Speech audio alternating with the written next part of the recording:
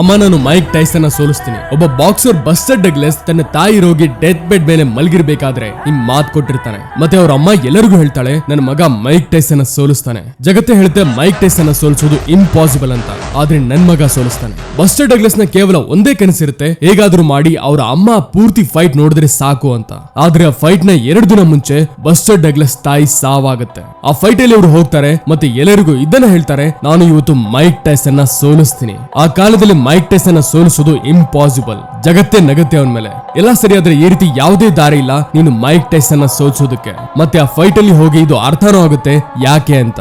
8ನೇ round ಅಲ್ಲಿ mic Tyson ಒಂದೇ punch ಅಲ್ಲಿ ನಾಕ್ ಡೌನ್ ಮಾಡ್ತಾರೆ ಬಸ್ಟರ್ ಡಗ್ಲಸ್ ನ. ಆ ಕಾಲದಲ್ಲಿ ನಿಮಗೆ ಮೈಕ್ ಟೈಸನ್ ನಾಕ್ ಡೌನ್ ಮಾಡಿದ್ರೆ ನೀವು ಎದ್ದು ನಿಲ್ಲೋದಕ್ಕಾಗ್ತಿರ್ಲಿಲ್ಲ. ಕಷ್ಟಪಟ್ಟು ಹೆಂಗೋ ಬಸ್ಟರ್ ಡಗ್ಲಸ್ ಎದ್ದು ನಿಲ್ತಾರೆ ಮತ್ತೆ ಬೆಲ್ ರಿಂಗ್ ಮಾಡ್ತಾರೆ. ಆ ರೌಂಡ್ ಮುಗ್ದೋಗುತ್ತೆ. ಎಲ್ಲ ಹೇಳ್ತಾರೆ ಬೆಲ್ ಬಚಾವ್ ಮಾಡಿಸು, ನೆಕ್ಸ್ಟ್ ರೌಂಡ್ ಬರಲಿ, ತಿನ್ಬಿಡ್ತಾನೆ ಮೈಕ್ ಟೈಸನ್ ಅವನ್ಗೆ.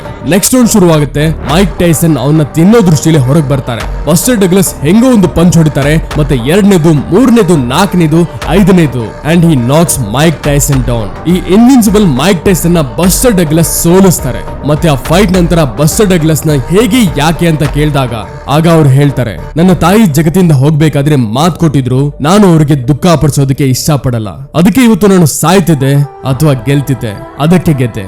ಹೇಳ್ತಾರಲ್ಲ ಒಬ್ಬ ಹುಡುಗ ತನ್ನ ತಾಯಿಗೋಸ್ಕರ ಏನ್ ಬೇಕಾದ್ರೂ ಮಾಡ್ತಾನೆ ಅಂತ.